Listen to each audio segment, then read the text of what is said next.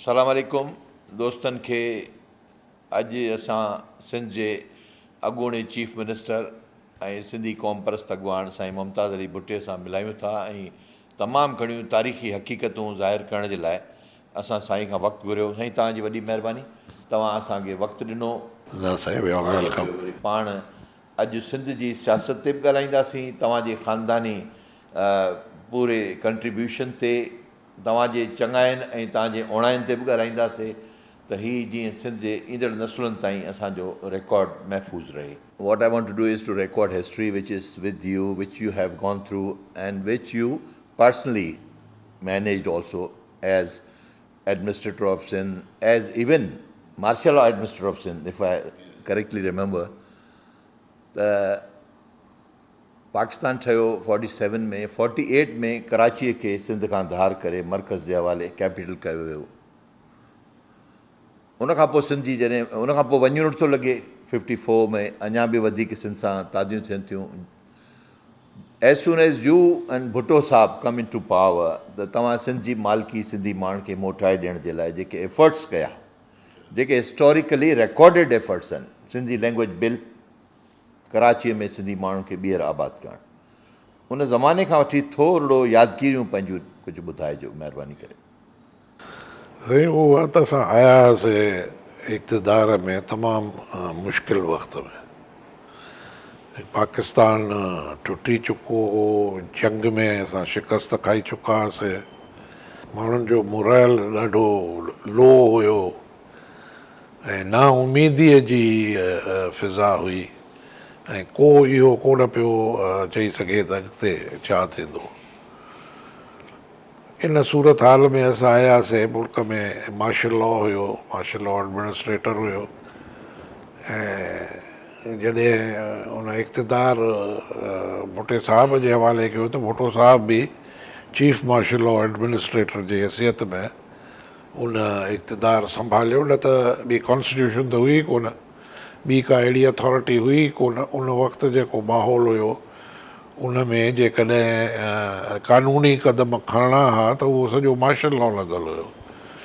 त शुरूअ में चीफ मार्शल लॉ एडमिनिस्ट्रेटर बणियो भुट्टो साहब ऐं प्रेसिडेंट, ऐं हिते सिंध में मूंखे बणायो ऐं गवर्नर ऐं मार्शल लॉ एडमिनिस्ट्रेटर सिंध। सो इहा सूरत हाल घणी न हली। हिकदमि नई आइन ठाहिण जी कोशिश में मसरूफ़ थी वियासीं ऐं थोरे अरसे में उहा आइन ठही त पोइ मार्शल लॉ ख़तमु थी वियो। हाणे पोइ सिविलियन हुकूमत आहे, भुट्टो साहब प्रेसिडेंट थियो, मां खे हिते चीफ पार्लियामेंट सूबाई ऐं मरकज़ी हरकत में अचे वियूं, त मां हिते पोइ सिंध जो चीफ मिनिस्टर थियुसि ऐं टुटल मुल्क खे असांखे वरी तामील करिणो हो। ऐं खामख़ा सिंध जी जेका हालत हुई उहा तमामु ख़राबु हुई। हिकिड़ो त 1 यूनिट में बि फाथल हुई सिंध खे, ऐं उहो 1 यूनिट थोरो अरसो अॻ में याया ख़ान तोड़े ऐं सूबा बहाल कया हुआ, पर उहे एडमिनिस्ट्रेशन्स जेके हुयूं सूबे जूं उहे अञा कंप्लीट कोन थियूं। त सिंध में मूंखे उहो नई एडमिनिस्ट्रेशन बि ठाहिणी पई ऐं उहे ऑफिसर सेक्रेटरीज़ वग़ैरह सॼो जेको हुकूमत जो सिलसिलो आहे उहो ठाहिणो पियो ऐं कानून जी बालादस्ती वग़ैरह। ऐं ॾाढी मायूसी सिंध में, त उन्हनि जो असां ठाहियोसीं त हाणे तेज़ीअ सां डेवलपमेंट करे ऐं हिननि मुश्किलातुनि खे दूरि करे बदअमनी वग़ैरह हे हो, जीअं माण्हुनि जो मुराइल थोरो मथे थिए। ॾाढो मायूसी हुई सिंध में। सो इहा मां शुरूअ खां वठी भुट्टे साहब जी हिदायतुनि ते इहो कमु शुरू कयो ऐं डेवलपमेंट ऐं प्रोग्रेस ऐं इम्प्रूवमेंट जी जेका मुहिम हुई उहा कराचीअ खां शुरू कईसीं। हिते कराचीअ में बिजली पाणी उनजी सप्लाई डबल कईसीं। हिते नयूं हाउसिंग स्टेट्स ठाहियूंसीं, जीअं क्लिफ्टन हाउसिंग स्कीम, गुलशन इक़बाल हाउसिंग स्कीम, ट्री हाउसिंग स्कीम सैंड स्पिट ते जॾहिं मां मिनिस्टर कम्यूनिकेशन हुयुसि त उहा मां उते बि प्लाट पियो ठाराया ऐं हाउसिंग जे लाइ डेवलप ॿियो कयल आहिनि, पर उहा जो असांजी हुकूमत ख़तमु थी त अध में रहिजी हुई। लॉ एंड ऑर्डर तमामु एग्ज़ैम्पलरी हुयो, सख़्तीअ सां इम्प्लीमेंट थींदो हो। ऑफिसरनि जी स्क्रीनिंग थी, वॾी तादाद में ऑफिसर मार्शल लॉ जी एडवांटेज वठी उहे डिसमिस कया विया, जेके नामे ग्रामी हुया, जेके चोर हुया, करप्ट हुया या बेकार हुया, सिफ़ारशी हुया, उन्हनि खे कढियो वियो।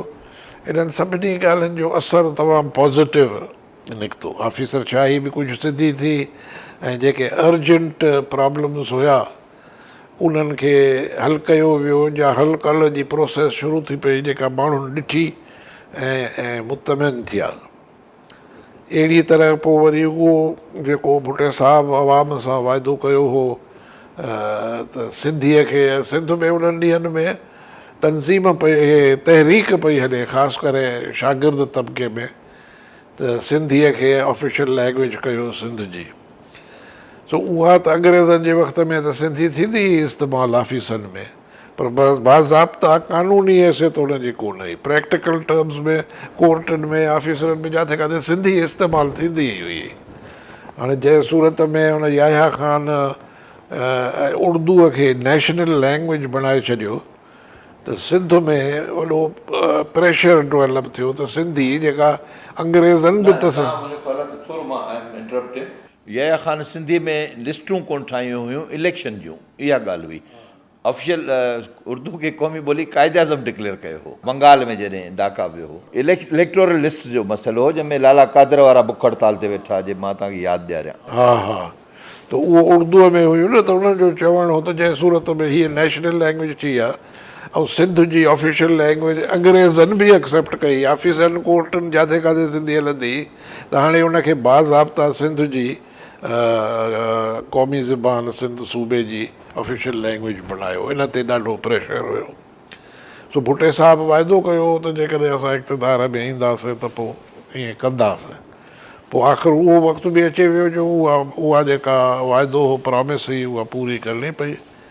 ऐं सिंधी लैंग्वेज बिल असां पास करायोसीं, ऐं उन ते मां अश्योरेंस बि ॾिनियूं, सम्झायुमि बि टीवीअ ते अचे वग़ैरह मीडिया में, त बाबा हिन सां को फ़र्क़ु कोन पवंदो, अॻे ई इहा सूरत हाल ईअं ई आहे, पर हाणे उनखे असां हिकिड़ी ऑफिशियल स्टेटस था ॾियूं पिया, छाजे करे जो सिंध में बुख हड़तालूं आहिनि, नौजवान वेठा आहिनि, सभु कुझु थियो।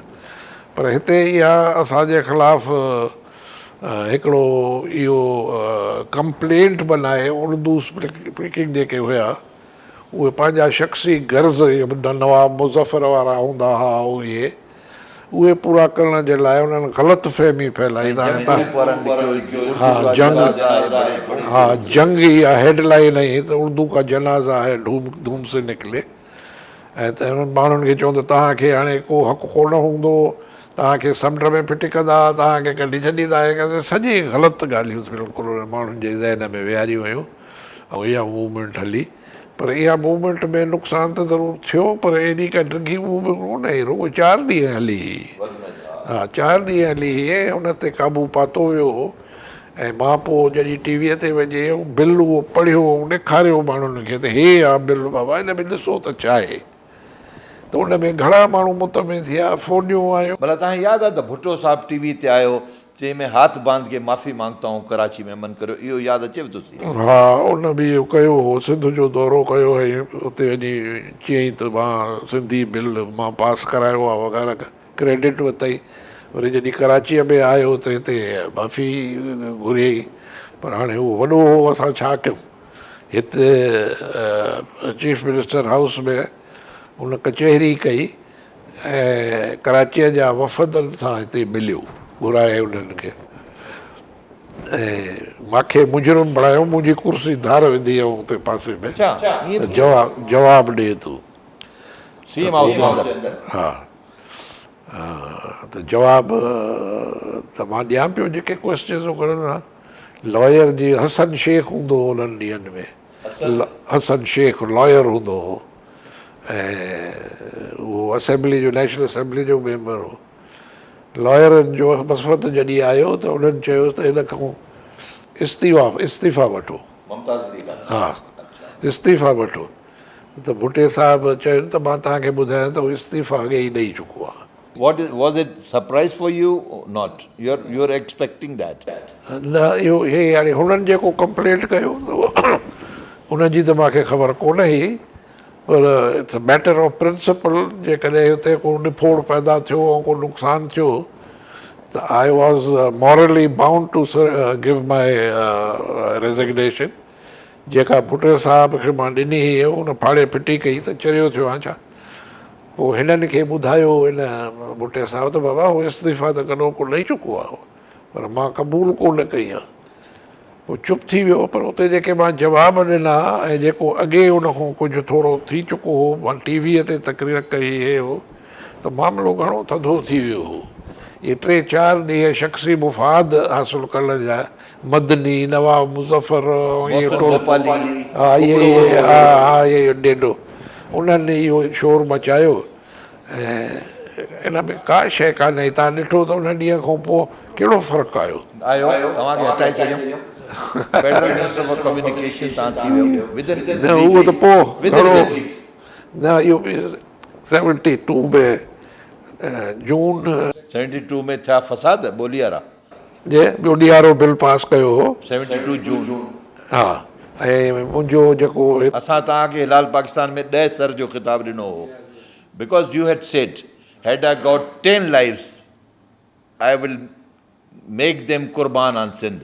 तव्हां कुझु सिंधीअ जा लफ़्ज़ had I got 10 lives I will make them कुर्बान ऑन सिंध। सो सेटल थी वियो हो मामिलो। मां मुंहिंजी चीफ मिनिस्टर तो मां लथुसि अक्टूबर 73 में। सो उहो वक़्तु हुयो, पंहिंजा फ़राइज़ अंजाम ॾिनासीं, एप्रिशिएट कयो सभिनी, न सिर्फ़ु सिंध में पर सॼे मुल्क में घणो माण्हुनि क़दुरु कयो। ऐं बसि हाणे उहो सुवालु मूंखां न पुछो त छाजे करे मूंखे उतो वञिणो पियो। Let the people know what was the fact behind your removal from CMship of Sindh. तव्हां टैलेंटेड एतिरो जल्दी मां तव्हांखे ॿुधायां त इहा ॻाल्हि फैलिजी वई त सिंध में तमामु पॉपुलर आहे ऐं जीअं चाहींदो सिंध में करे सघे थो पियो। उनजो मां हिकिड़ो मिसाल ॿुधायां त कन्वेंशन ही सिंध यूनिवर्सिटीअ में डिग्रीज़ ॾियणियूं हुते माण्हू हा उहा ई। सो मां चयो पहिरियों छो त मां चांसलर उन्हनि ॾींहंनि में गवर्नर हूंदी हुई न, त लियाकत बेगम लियाकत अली चयो त मां वेंदुसि सिंध यूनिवर्सिटी। मां झलियोमांसि, मां चयो न वञो। चई न मां वेंदुसि हर हालत में, ऐं मुंहिंजी ड्यूटी आहे, मां हुते वञी कंदुसि। मां ॿुधायोमांसि त उते धड़ा असांजा जेके स्टूडेंट्स आहिनि उन में घणो ई जज़्बाती आहिनि ऐं उन्हनि कुझु जेको हिते राइट थिया सिंधी लैंग्वेज ते हिन ते त, ऐं तंहिंखां सवाइ मीर रसूल बख़्श गवर्नर हुयो हा, उहो वियो हो हिते कराची यूनिवर्सिटीअ में। अच्छा, उनखे उते बेइज़तो कयो हो, भॻो हो तो गाउन बाउन लाहे वरितो हो तो वियो भॼी निकितो हो तो वियो। सो हिनखे मां चयो त इहे सभु ॻाल्हियूं आहिनि, तूं वेंदीअ त उते गोड़ थींदो, तंहिंजे करे तूं न वञ। चए न मां वेंदुसि। मां चयो तूं वेंदीअ त पोइ मां कोन थो वञा, तूं वञी मुंहुं ॾिजांइ हुते। भुटे साहिब खे न ॿुधायो। भुटे साहिब चयो तूं कीअं न वेंदे, मुंहिंजी बेगम नुसरत बि अचे थी हुते, उनखे ऑनरी डिग्री ॾिनी। उनखे हफ़ीज़ पीरज़ादे खे उन ॾींहुं ऑनरी डिग्री मिलणी हुई सिंध यूनिवर्सिटीअ में। सो ख़ैर जॾहिं भुटे साहिब चयो त पोइ मूंखे वञिणो पियो, पर उते वञण सां वठि वठि थी वई। पहुतासीं हुते, शागिर्द चढ़ी विया गाॾियुनि जे मथां, पुलिस सां झेड़ा हे हो, हिनजो रओ बेगम लियाकत जो लाहे वरितो। हफ़ीज़ पीरज़ादे खे धकु हुयो। ऐं उन्हनि कराची यूनिवर्सिटीअ में मीर रसूल बख़्श जो गाउन लाहे वरितो हो न, त बेगम हा उनजो पिणु लाहे वरितो। ऐं उते पोइ नेख असां चांसलर जे घर पहुतासीं ऐं उते जेको पीर बख़्श बिरोही हुयो हिकिड़ो, उहो उनखे हार्ट अटैक थी, उहो उते मरी वियो। खेसि पोइ वियासीं गैरत वारा पुलिस वारा हूंदा हुआ। वियासीं सही हिन कन्वेंशन हॉल में त उते गोड़ लॻो पियो जे छोकिरा जीअं असां आयासीं बेगम अंदरि आई सभु अचे स्टेज ते वेठा त छोकिरा वेहरे हिन कुर्सियूं हेॾे पिया उछलनि होॾे पिया उछलनि गोड़ लॻो पियो वाइस चांसलर हुयो इहे वाइस चांसलर हुयो ग़ुलाम मुस्तफ़ा शाह जेको चवंदा हुआ त ॾाढो पॉपुलर आहे उन खां पघर पिया वञनि अपीलां कई ॾाढियूं उन जूं कोन मञूं हफ़ीज़ पीरज़ादे चयो ॿिए कंहिं चयो हिकिड़ी प्रोफेसर वेठी हुई औरत हेठि हिन में ऑडियंस आहे उहा मथे चढ़ी आई स्टेज ते उहो मूंखे अचे कॾ में चई त चई जेसिताईं तव्हां न ॻाल्हाईंदो तेसिताईं बसि न कंदा मां मजबूर थी पोइ उथियुसि ऐं मां ॿ टे अल्फाज़ रुॻो चया मां चयो हीअ यार मुड़ुसी कोन्हे असां तव्हांजा महिमान आहियूं ऐं महिमाननि सां इहो सलूक न थींदो आहे इहा मुड़ुसी न आहे इहो चई मां वेही रहियुसि चुप थी कुर्सियूं वुर्सियूं पाण ठाहे रखियऊं वेठूं उते कन्वेंशन सॼी थी वई ऐं डिगरी बेगम भुट्टो बि हुई उहा बि स्टेज ते वेठी हुई मां बि उते हुयुमि तव्हांखे ॿुधाए छॾियां I am an eye witness to that. अच्छा अच्छा उन खां पोइ उते गाॾीअ में चढ़ी रही आयासीं वापसि त बेगम भुट्टो चए त why do they listen to you they don't listen to anybody else ॿ टे दफ़ा चई they listen to you they don't listen to anybody else that was flabbergasting for her इहे ॻाल्हियूं त हलनि पियूं न त हे तमामु पॉपुलर थी वियो आहे हे थी वियो आहे हो थी वियो आहे हे थो करे हीअं थो करे सभु हिन जे इशारे ते था हलनि हे था कनि इहो लास्ट स्ट्रॉ हुयो बेगम भुट्टे हा जो बेगम भुट्टे वञी भुट्टे साहिब खे ॿुधायो त हिन जो हेॾो कंट्रोल आहे हुते माण्हुनि जो सो अफ़सोस जहिड़ी ॻाल्हि आहे त भुट्टो साहिबु ख़ुशि थियणु खपे असां हा हा ख़ुशि थियणु खपे असां उहो ॾाढो शकी माण्हू हूअं ई हूंदो शक में अची वियो पोइ हिते हुयो कुझु अर्सो पोइ थोरो अर्सो पोइ महीनो ॾेढ पोइ ख़ान बहादुर केहर हूंदो हो स्पीकर हा ॾाढो उहो हूंदो स्पीकर असेंबलीअ जो 80 साल जी उमिरि हुयसि तॾहिं बि छा साईं असेंबली हलाईंदो हो कमाल हो छा डिसिप्लिन हूंदो हुयो छा त भेण शान हुयो अंग्रेज़ जे दौर जो माण्हू बिल्कुलु उन्हीअ मूंखे फ़ोन कई त ग़ुलाम मुस्तफ़ा जतोईअ इस्तीफ़ा ॾिनी आहे मरकज़ मां कम्यूनिकेशन मिनिस्टर हुयो उन इस्तीफ़ा ॾिनी आहे ऐं हिते हुनजो भाउ हो ग़ुलाम मुश्तबा उन मेंबरीअ तां इस्तीफ़ा ॾिनी आहे सो मां त सम्झी वियुसि त हाणे उहो अचे थो पियो हुनखे ॾाढो शौक़ु हो ग़ुलाम मुस्तफ़ा खे जॾहिं मुंहिंजे चीफ मिनिस्ट्रीअ जो फ़ैसिलो थियो हो त कुर्सीअ तां किरी पियो हो छो त भुट्टे साहिब खे चयो हो त तोखे थो कयां हा This decision was announced suddenly. पहिरियों हुनखे चयो कहिड़ियूं पर्सनल ॻाल्हियूं हुयूं जंहिंजे करे चई त मां हुनखे नथो करे सघां पोइ जॾहिं भुट्टे साहिबु चयोसि मानी पिया वेठा खाऊं टेबल ते लाहौर इंटरकॉन्टिनेंटल में मथे हुनजे स्वीट में त उहो हेठि किरी पियो इहे लेटणु लॻो रोइणु लॻो ढुल करणु ॾेई हा ग़ुलाम मुस्तफ़ा खर हुयो ॿिया हुया इहे हुया हुते सो परचाए थकिजी पियासि पर न पियो परचे यानी उहो परेशान इहो हो त भुट्टो साहिब had committed to me that you will be the next CM of Sindh but he is not honouring his word so हुनखे तमामु घणो शौक़ु हो चीफ मिनिस्ट्रीअ जो बसि हुन चीफ मिनिस्टर खां सवाइ हुनखे पोइ आख़िर जॾहिं ईअं थियो त पोइ मां इस्तीफ़ा ॾिनी मूंखे भुट्टे साहिब कुझु कोन चयो जॾहिं मूंखे ख़बर पई त ग़ुलाम मुस्तफ़ा जतोई पंहिंजी सीट छॾे मिनिस्ट्री छॾे ऐं हिते अचे थो भाणस हिते सीट खाली कई आहे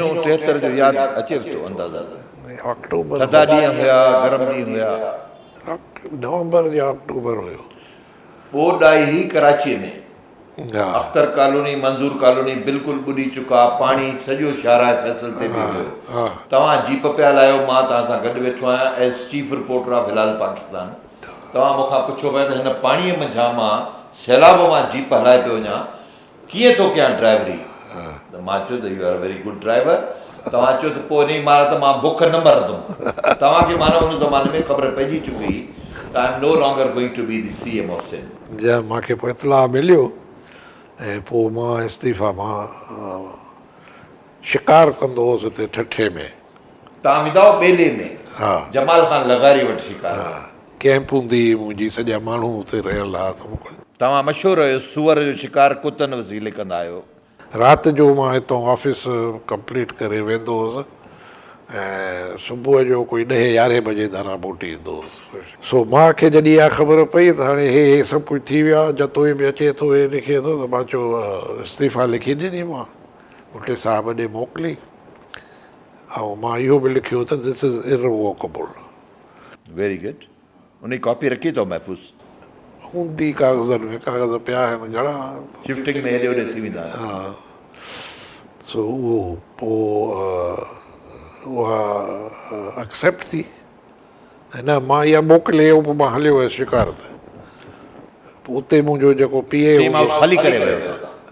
CM हाउस अञा ख़ाली न कई हुयमि, न ख़ाली थी वई न एडमिनिस्ट्रेटिव न जॾहिं एक्सेप्ट थिए त पोइ ख़ाली थिए न। हा त पोइ ॿिए ॾींहं ते उनजो जवाबु आयो त एक्सेप्टेड काइम अली शाह खे चार्ज ॾियो। रेवेन्यू मिनिस्टर हो काइम अली शाह।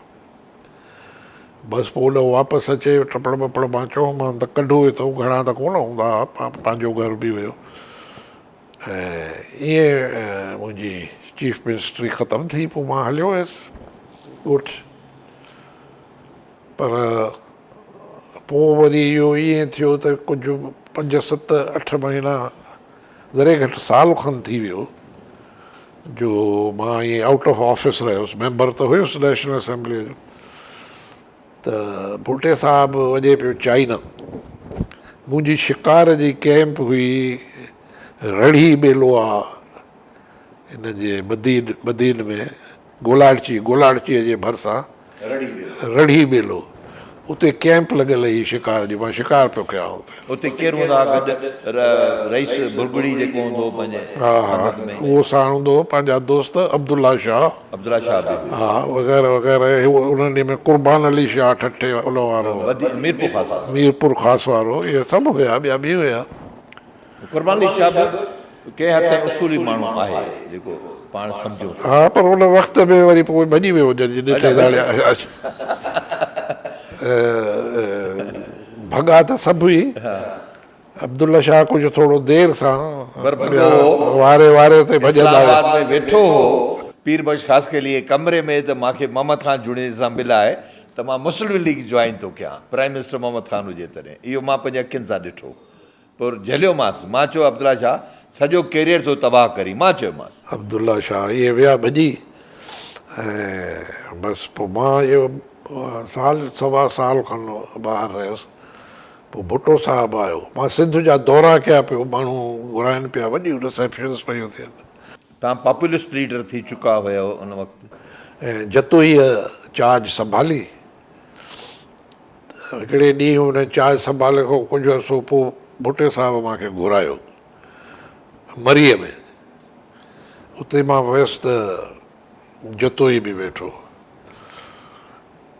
चई यार तूं छा थो करे हुते, हे तुंहिंजी शिकायत थो करे त मूंखे हलाइणु नथो ॾिए, मूंखे हे थो करे।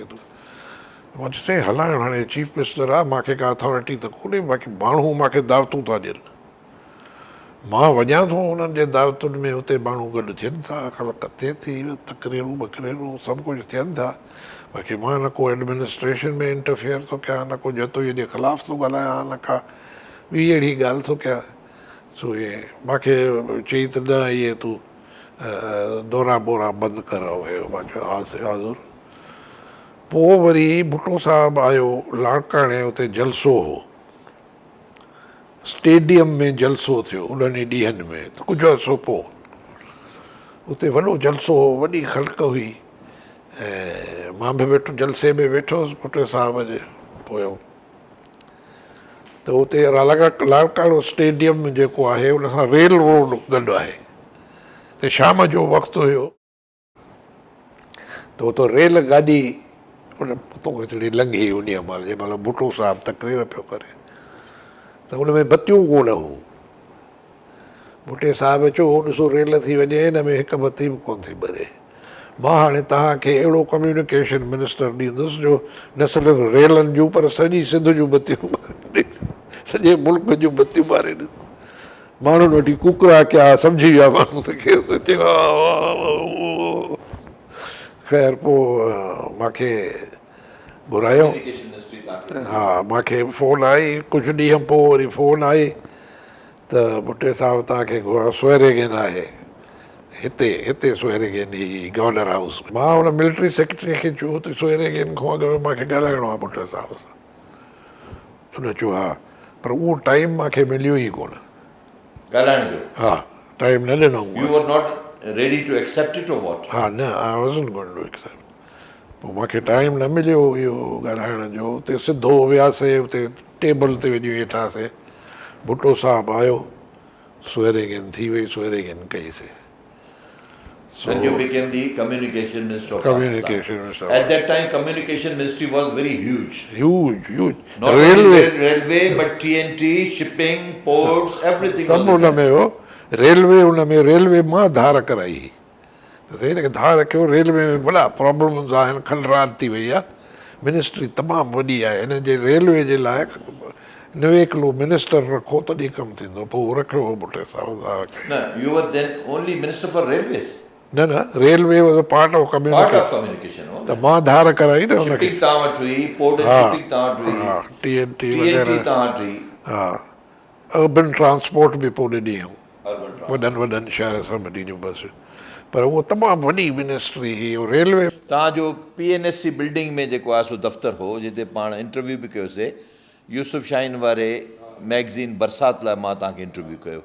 मां वरी हिते ॿियो सुवाल थो कयां त तव्हांजी चीफ मिनिस्ट्री में हिकिड़ो नंढो ऑफिसर पुलिस जो पिंजल, हा उहो तमामु वॾी हाई पोज़ीशन पोइ इहो छा हुयो जेको अॼु ॾींहं ताईं दाग आहे? सही पिंजल इहो सूबेदार हूंदो हो। तव्हांजो पसंदीदा हुयो भुट्टे साहिब जो हुयो?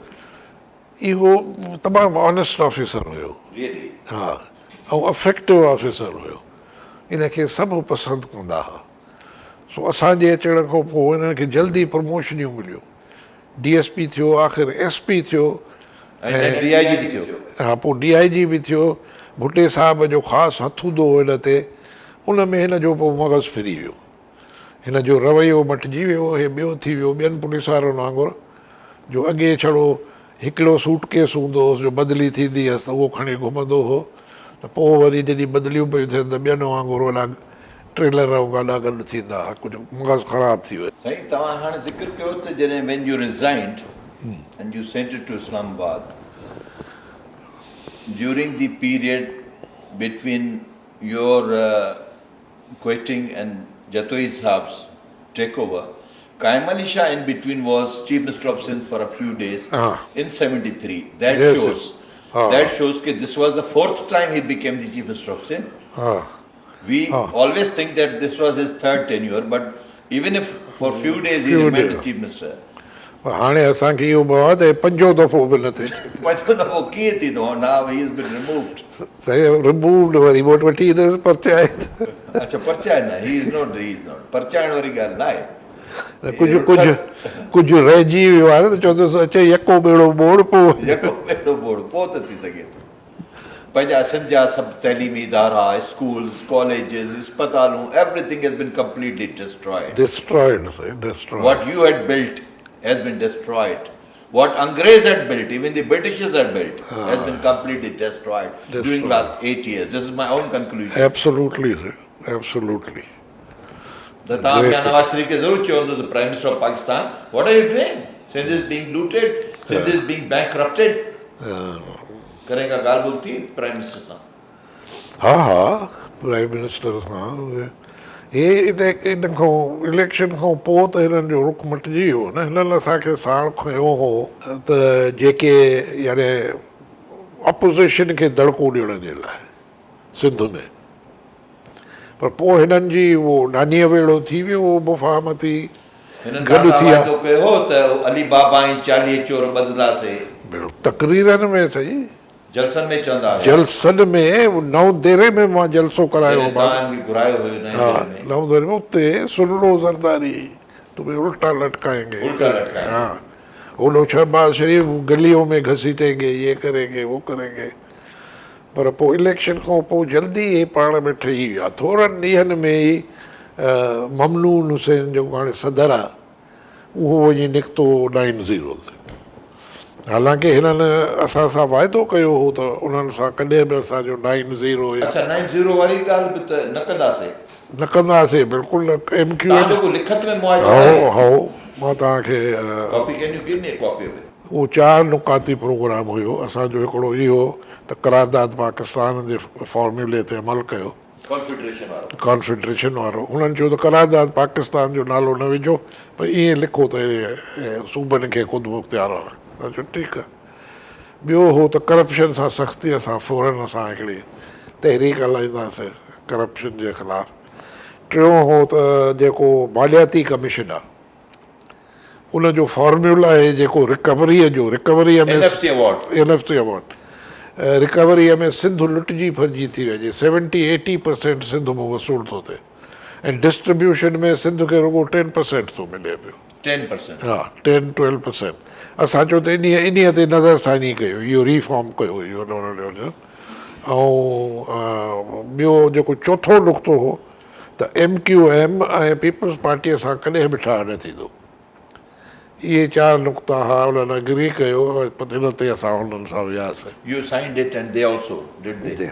बिल्कुलु सो उन ते हिननि अमली कोन कयो विसारे छॾियऊं इलेक्शन खां पोइ सफ़ा हिते अचे चयूं चौधरी निसार आयो ॿिया आया सभिनी जेके पुराणा मुस्लिम लीगी हुआ उन्हनि शिकायत कयूं त असां सां हिते ज़्यादतियूं थियूं थियनि चई बाबा सबुरु कयो कंप्लेन न कयो का ॻाल्हि चेंज कोन कयूं ऐं हिते बसि उहो सिलसिलो ज़ाहिर थी वियो पोइ त हे तव्हां पाण पोइ रिज़ाइन कयो या हिननि खे छॾियो how did you leave how did you parted ways with Muslim League असां पंहिंजी जेका पुराणी फ्रंट हुयो उनजी जेका सेंट्रल कमिटी हुई जंहिंमें 100 मेंबर हुया उन्हनि जी मीटिंग घुरायो उन में ऐलान करे सभिनी जी राय वठी ऐं असां ऐलान उन खां कयो पोइ दे कॉल्ड यू त बाबा अचो मिलो न या आखिरी मीटिंग का थी हूंदी त आपको क्या चाहिए हुकुम करें कुझु न साईं थी हुई हिकिड़ी मीटिंग जंहिंमें मुंहिंजी शहबाज मीटिंग हा मुंहिंजी बि हिकु आख़िरी मीटिंग लाहौर में शहबाज शरीफ़ सां थी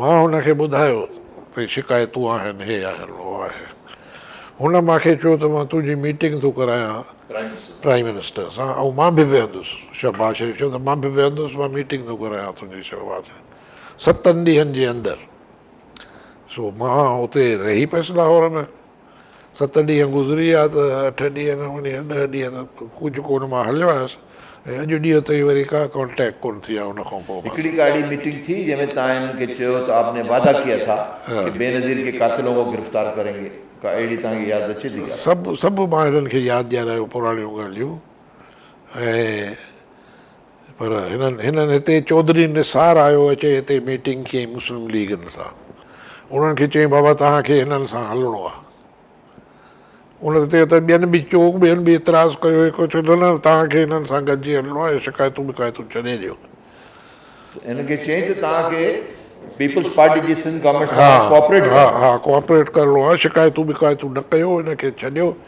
इहो चई वियो ऐं मियां साहिब बि हिते आयो आहे त उन बि मीटिंगनि में अहिड़े क़िस्म जूं ॻाल्हियूं कयूं आहिनि ऐं पर आख़िरी मीटिंग मुंहिंजी इहा आहे शहबाज शरीफ़ सां जंहिंमें इहे ॻाल्हियूं थियूं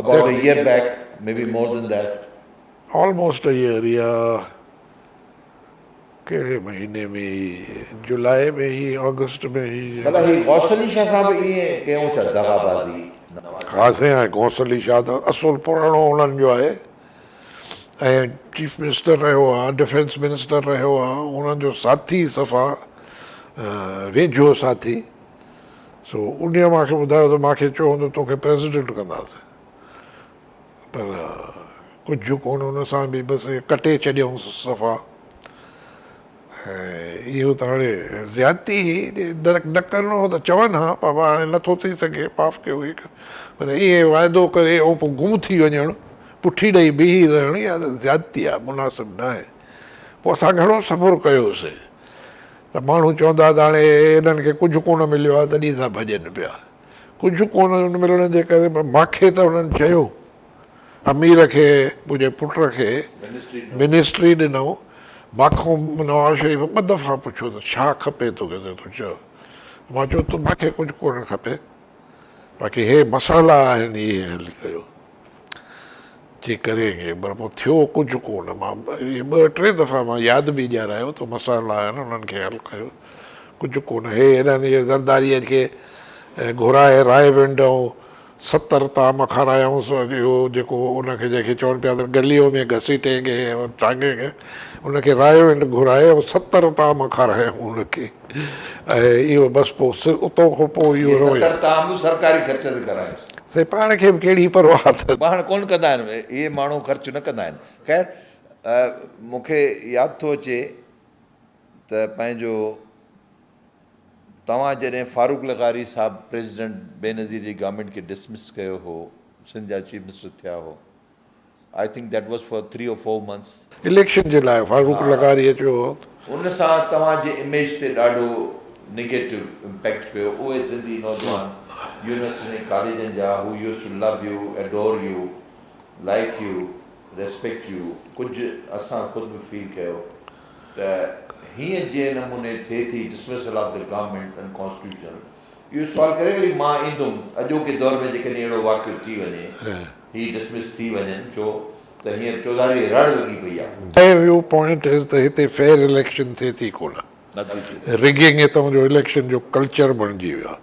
पुलिस, ब्यूरोक्रेट, जेके ई ऑफिसर आहिनि, पोलिंग ऑफिसर, सॼी मशीनरी ट्यून्ड थी वई आहे हिन में, त धांधली करे जो हुकूमत जंहिंखे चए उनखे खटाइजे। फेयर इलेक्शन थी कोन सघंदी।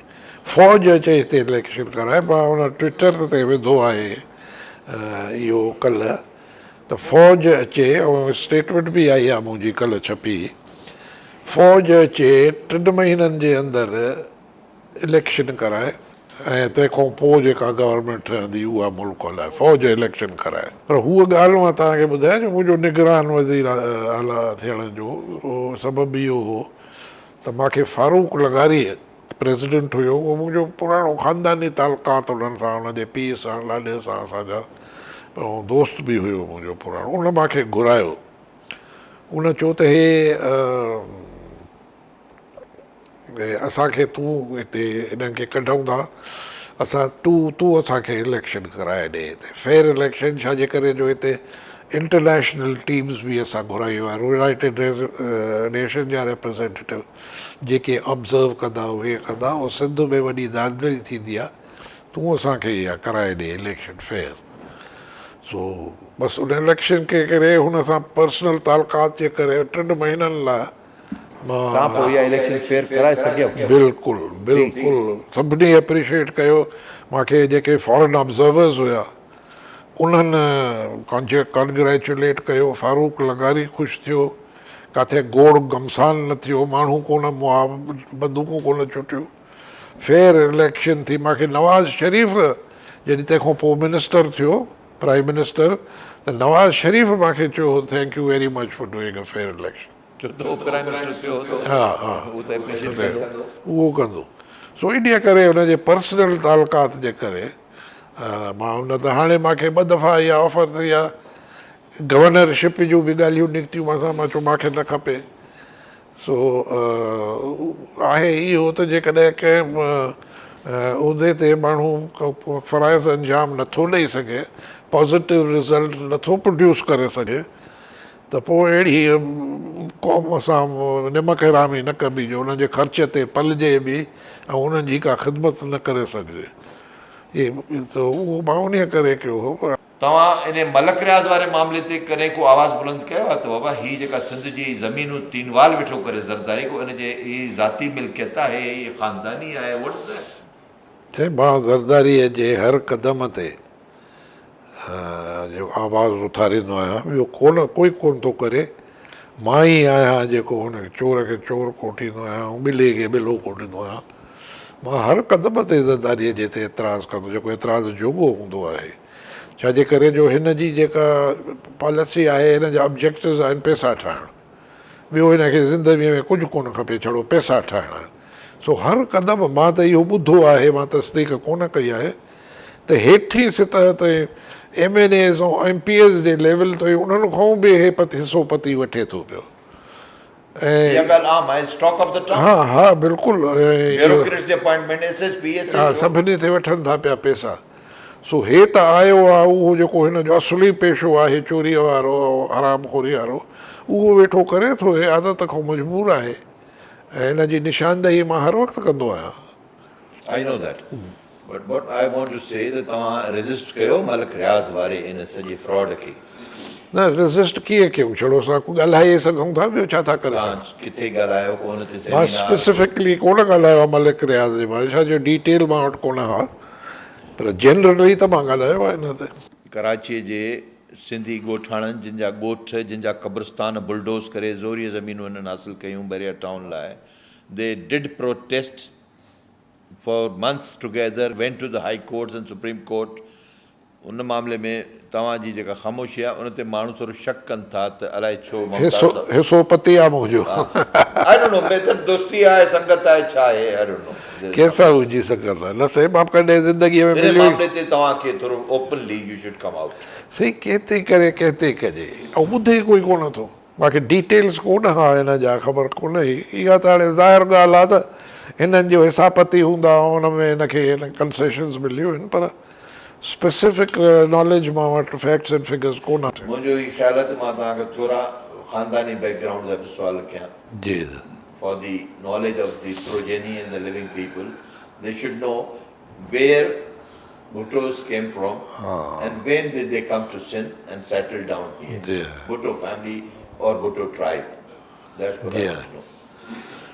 साईं, असांजा जेके पुराणा रिकॉर्ड हुया जा, शिजराज खे चवंदा हा उहो त गुम थी वियो, हिकिड़ो हिंदू हुयो, उहो लिखे पियो किताबु भुटे फैमिलीअ ते, उहो सुजरो उन वटि उहो खणी हलियो वियो, वरी मोटियो ई कोन, अमेरिका हलियो वियो।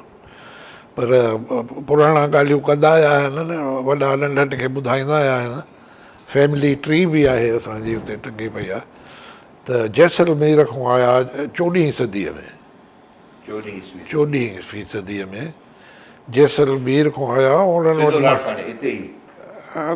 हलंदा आया, पोइ उन्हनि वटि हूंदो माल ढगा हूंदा हुआ, गऊं ढगा, वॾा धण, सो पाणीअ जे कढ हुते रुख आहे न पाणीअ जो, हलंदा आया, हे दरिया ॾे हिननि रुख कयो। सो हेॾो हलंदा हलंदा हुते हाणे बि आहे हुते रतदेरे जे तालके में, असांजे ॻोठनि जे में लॻ मिठे जो मुक़ाम कोठींदा अथसि, न मिठो खान, वॾो जेको हूंदो हो, मिठे जो मुक़ाम आहे, हाणे बि आहे हुते क़बरूं ॿबरूं, हा हा क़ब्रस्तान आहे, उते अचे वेठा।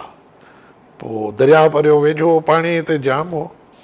सो वरी पोइ जॾहिं हिते हिंदू हूंदा हुआ वॾा ज़मीनदार, सो हिंदुनि सां हिननि जंगियूं करे ऐं ज़मीन हासिलु कयो, ऐं पोइ उहो माल ढगा छॾे हिते ज़मीनदार बणिजी विया, ऐं वॾा ज़मीनदार वॾनि इलाइक़नि में वॾो इलाइक़ो हिननि हथु कयो। वरी अंग्रेज़नि जे वक़्त में उन्हनि वधाई पंहिंजी ज़मीनदारी, जो अंग्रेज़ त उन्हनि ॾींहंनि में त दरिगत मुफ़्त में हुई न, त ख़ैराबाद हूंदो हो, सॼी सिंध, त थोरे दाम में या ईअं ई ॾेई छॾींदा हुआ अंग्रेज़, वञी आबाद कयो।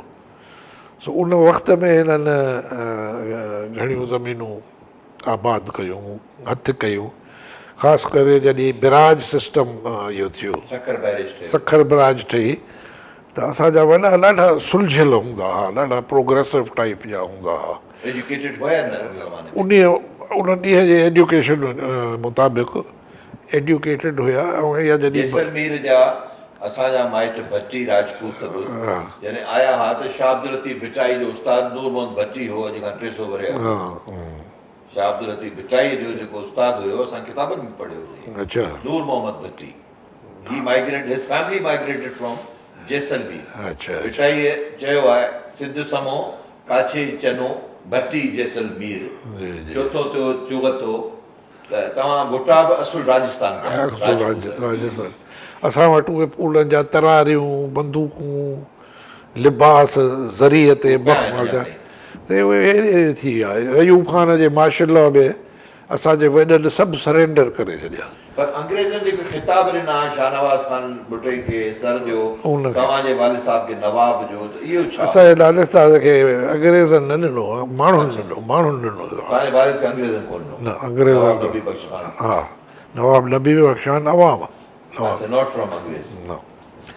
बाक़ी ख़ान बहादुर अहमद ख़ान असांजो चाचो हो, उन खान बहादुर हुयो। हा, उनखे ख़ान अंग्रेज़ बहादुर ख़िताब ॾिनो। अंग्रेज़ उन्हनि खे किताब ॾिनो, असांजे वालिद खे न।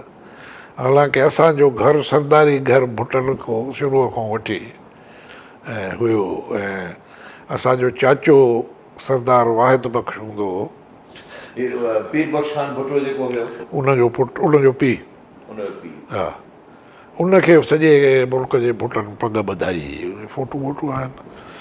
ऐं लीडिंग भुटे ख़ानदान में घर असांजो, जो वरी असांजे वॾनि जॾहिं मिल्कियत विराई त ॿिया जेके हुया उन्हनि खे हिननि असांजे भुटे साहिब जे वॾनि खे चोथों हिसो ॾिनो मिल्कियत जो, ऐं ख़ान बहादुर अहमद ख़ान जेको हुयो उनखे बि चोथों हिसो ॾिनई। अधु सरोस हिकिड़ो असांजो वॾो ॾाॾो हो दोदा ख़ान, हा हा, इहे दोदापुर आहे होॾे जेकबाद ज़िले में, हा हा, दोदापुर उहो ॻोठु उन ठाहियो। पोइ असांजे ॾाॾे खे अधु मिल्कियत ईअं मिली जो उनखे बि ॿियनि वांगुरु भाइरनि वांगुरु चोथों हिसो मिलियो।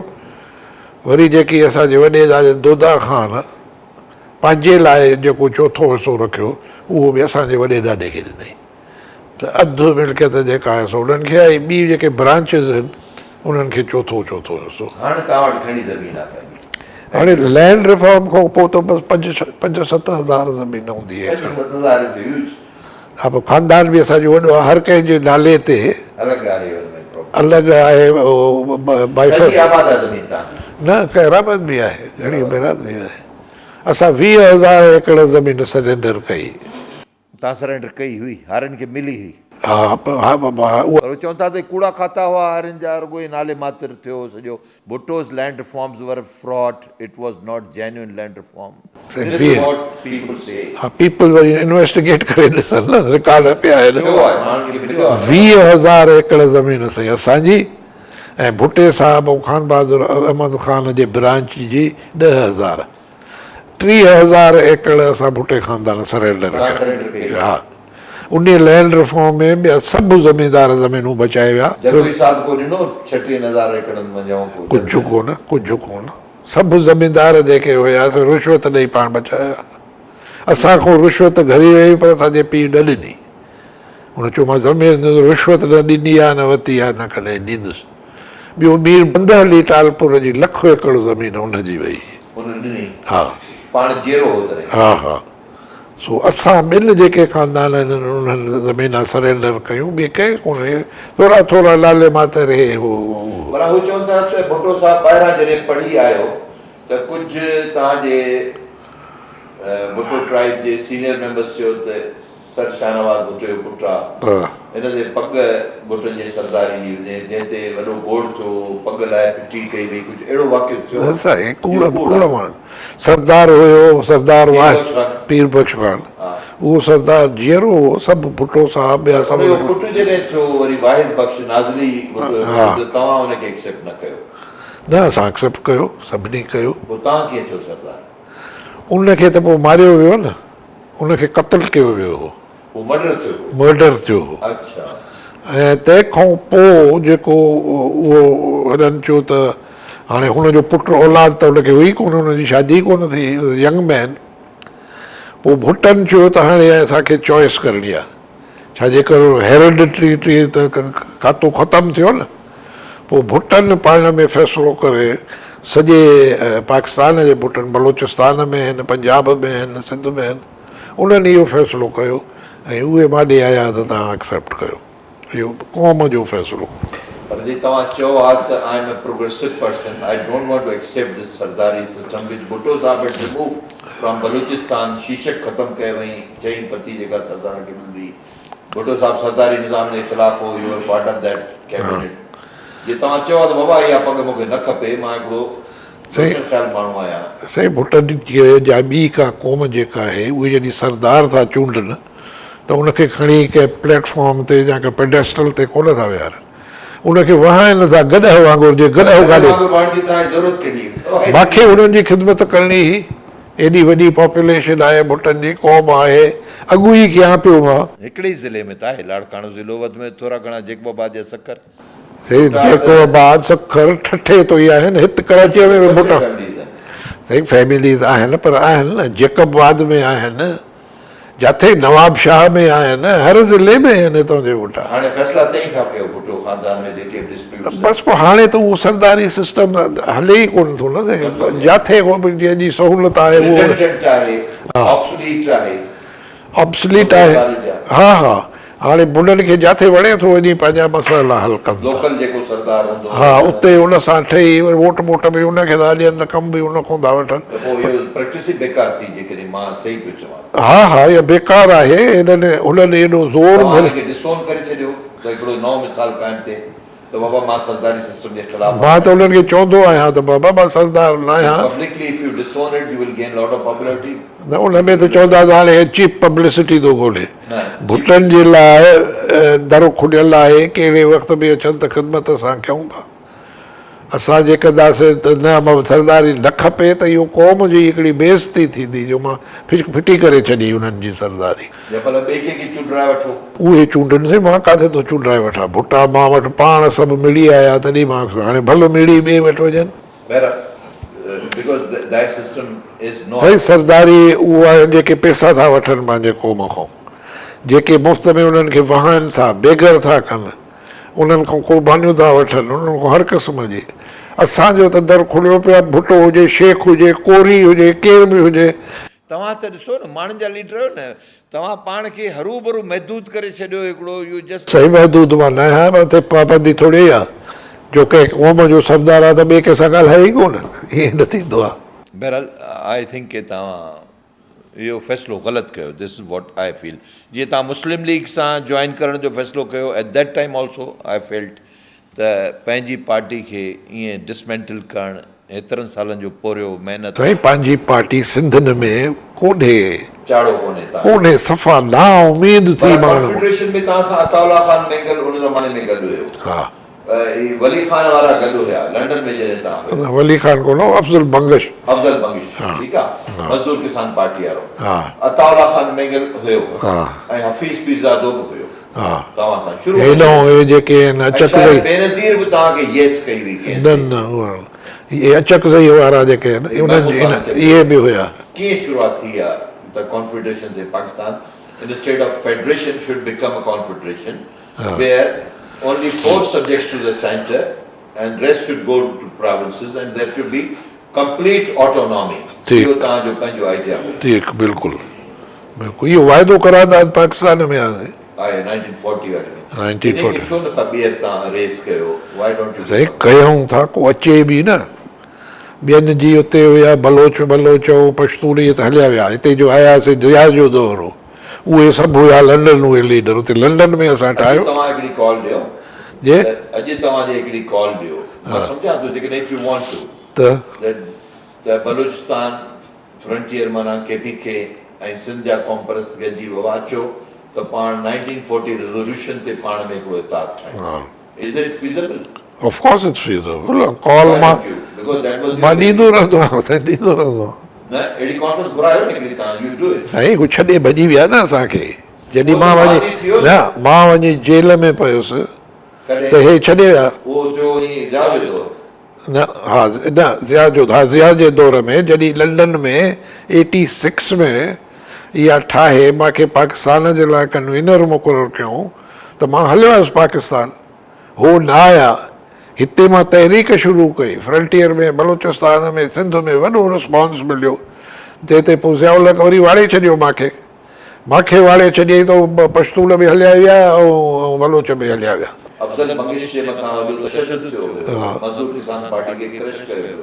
उहो त अॻे न खां ज़िया जे दौर में, पर सिंधी बलोच पश्तू ठहण खां अॻे छॾे हलिया विया। हाणे कहिड़ो उन्हनि जे कॾहिं भॼे? नौजवान खे दावत ॾियो, ॾींदासीं हिन ते मां सोचां थो पियो इन ते सोचो पर हाणे हालतूं ॿी थी वियूं आहिनि हर को पंहिंजे पेर ते ॾे थो गोॾासो हा माण्हू हाणे नथा कनि नथा हा बिल्कुलु बिल्कुलु अॻे जीअं हिकिड़ी इज्तिमाही सोच हूंदी कलेक्टिव थिंकिंग कलेक्टिव विज़डम उनजी वॾी अड़ाक आहे हा मां जेल में वञी पियुसि उन्हनि पंहिंजो रुख कयो पोइ ॿाहिरि निकितुसि त पोइ आया ई कोन हो असां वरी पोइ सिंध तो ई मौजूदु रखियोसीं सिंध नेशनल फ्रंट जो नालो चेंज करे तव्हां सिंध नेशनल फ्रंट रखियो पर मंशूर साॻियो ई हुयो मंशूर साॻियो ई Now again, Sindh National Front is there. असां वटि बकोल तव्हांजे ऐं बकोल जेका तारीख़ी सचाई बि आहे त इलेक्शन कराए थी ज़िले जी इंतिज़ामिया DC police officer SSP SHO मास्तर मास्तराणियूं वॾेरा उन तरह जा इहे गॾिजी इलेक्शन कनि था इहो ई साॻियो सिस्टम पंजाब में बि आहे नवाज़ शरीफ़ न माण्हुनि खे बिजली ॾेई सघियो आहे न रोज़गार पंजाब में बिल्कुलु बारिश पवे थी त लाहौर जो शहर बि ॿुॾियो वञे त फैसलाबाद बि ॿुॾी हाणे बि अॼु बि बिल्कुलु पर इलेक्शन उहो खटे थो वञे इहे था कटनि न साईं बिकॉज़ ऑफ द एडमिनिस्ट्रेशन हिते बि सिंध में बि इहा ई ॻाल्हि आहे बसि मां त इहो थो चवां त फ़ौजी इलेक्शन कराइनि फौजी कराइनि हा thank U very much sir महिरबानी another sitting also very soon जेके मौज़ू रहिजी विया आहिनि पाण ते ज़रूरु ॻाल्हाईंदासीं because this interview is not interview for today it is for the progeny either नसुलनि खे बि कमु ईंदो त कंहिं छा छा कयो कंहिंखां कहिड़ियूं ग़लतियूं थियूं कंहिंखां कहिड़ियूं चङायूं थियूं कराची शहर जी मालिकी करण जे लाइ पीपुल्स पार्टी हा हिकिड़ो सुवालु वेंदे वेंदे इहो त पोइ उन ज़माने में तव्हां सिंधियुनि खे ॾाढा प्लाट अलाट कराया ज़ोरीअ ॾिना मां क्लिफ्टन स्कीम में वॾेरनि खे ॾिना प्लाट विकिणी भॼी विया ऐं तव्हां भुटे साहिबु लिखियो आहे पंहिंजे किताब में FM असोसिएटेड में त मां गैबी तेरे मां सुल्तान चांडे खे हाणे कराची में रिक्रूटिंग एजेंसी में इकबाल कश्मीर वारे सां विहारियो त हे हिते वेह त हुते बरोच जेके आहिनि चांडनि जी जिंद छुटे हिन सरदारी सिस्टम जा तव्हां इहो पढ़ियो हूंदो भुटे साहिब जे किताब में सो इन क़िस्म जूं ॻाल्हियूं आहिनि काफ़ी ॻाल्हियूं पाण खे करणियूं आहिनि इंशाल्लाह वील मीट again thank U very much महिरबानी